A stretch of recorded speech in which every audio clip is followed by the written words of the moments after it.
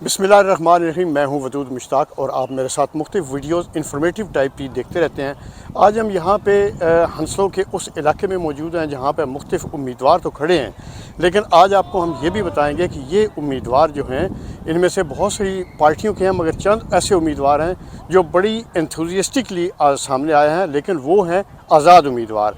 और आज़ाद उम्मीदवारों का इससे पहले का कॉन्सेप्ट बहुत कम था, अगरचे बरतानिया में था, लेकिन आज जो है वो ये कॉन्सेप्ट बढ़ रहा है। लोग पार्टियों की डिक्टेटरशिप से, जमहूरी आमराना रवैयों से बहुत तंग है। लोग जो है वो अब आज़ाद पार्टियों के बजाय अब आज़ाद खड़ा होना शुरू हो गए हैं। इस हवाले से आज मैंने बैरिस्टर मजीद तरंबू साहब, जो कश्मीरी रहनुमा भी हैं और आज़ाद उम्मीदवार भी हैं, और इसके अलावा वो एक सोसाइटी की बेहतरीन शख्सियत भी हैं, आज मैंने उनसे गुफ्तगू की है। आइए मैं आपको उनकी गुफ्तगू दिखाता हूँ।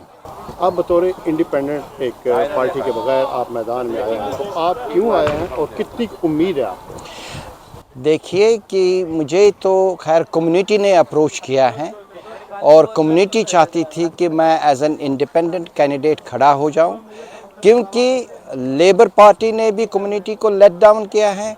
टोरी तो ऑलरेडी कर ही रहे थे, लिबरल डेमोक्रेट्स का कोई स्टेटस हमारी कॉन्स्टिट्यूंसी में तो है ही नहीं।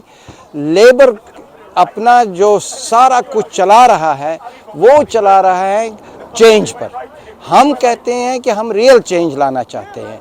लेबर पार्टी चेंज हुई है और वो चेंज हुई है टोरी पार्टी का अपना रिप्रेजेंटेटिव बन के आ रही है वो सामने। इसलिए कम्युनिटी ने जो मुझे मशवरा दिया और जो फ़ैसला दिया कि आप खड़े हो जाइए और इंशाल्लाह इसमें हमारी कामयाबी होगी। पार्टी से और टोरी पार्टी से आप मायूस हैं, लेकिन और भी तो बहुत सारी पार्टियां, आपको प्लेटफॉर्म क्यों नहीं आप इस्तेमाल किया? नहीं, party as an independent candidate मैं समझता हूँ कि इस वक्त उसका फील्ड बहुत अच्छा है, क्योंकि ये एक्सेप्शनल सर्कमस्टांसेस है, एक्सेप्शनल सिचुएशन है। Up and down the country माहौल जो है वो बदल गया है। आपने तो लोकल काउंसिल के election up and down the country हो गए, आपने उसकी परफॉर्मेंस भी देखी और उसमें आपने देखा कि more than 100 seats were lost by labour.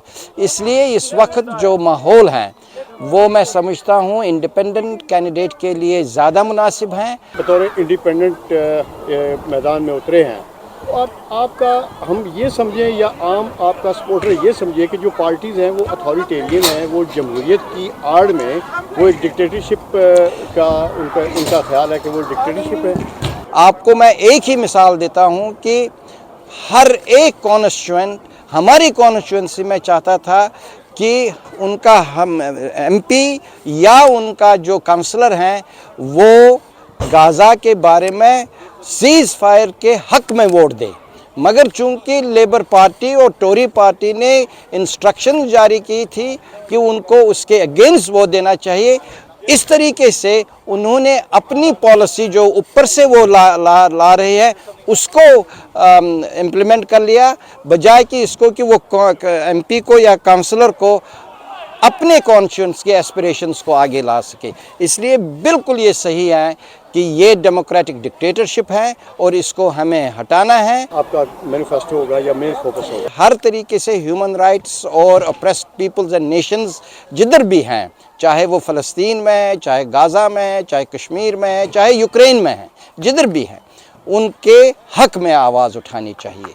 इसके अलावा जो हमारे लोकल इश्यूज़ हैं, यूथ का इशू है, उनको जॉब्स नहीं है, एजुकेशन का इशू है, कट्स हो रहे हैं और उनके लिए मील्स के लिए, लंच मील्स के लिए भी पैसा नहीं फराहम किया जाता है और उनको लंच मील्स नहीं मिलते हैं, वो एजुकेशन का मसला है।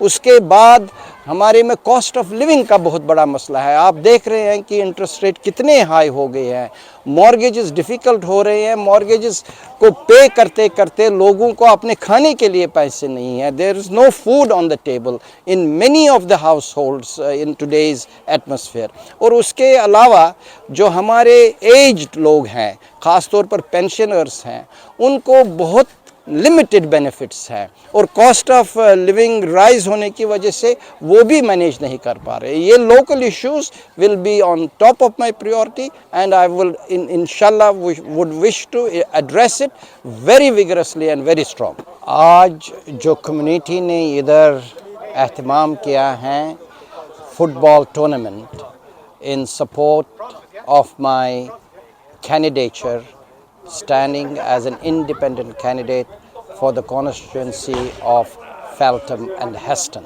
مقصد یہی ہے کہ جو ہمارا یوتھ ہے وہ انگیج ہو جائے پازیٹیوٹی میں، خاص طور پر سپورٹس میں. ہم نے اس سے پہلے کرکٹ کا کیا اور آج ہم کر رہے ہیں فٹ بال کا، اور یہ میری پوزیشن رہے گی تھرو آؤٹ کہ یوتھ جو ہیں وہ ہمیشہ ایجوکیشن اور سپورٹس میں انگیج رہے اور کرائم سے دور رہے اور اپنے کمیونٹی کی وہ خدمت کر سکے.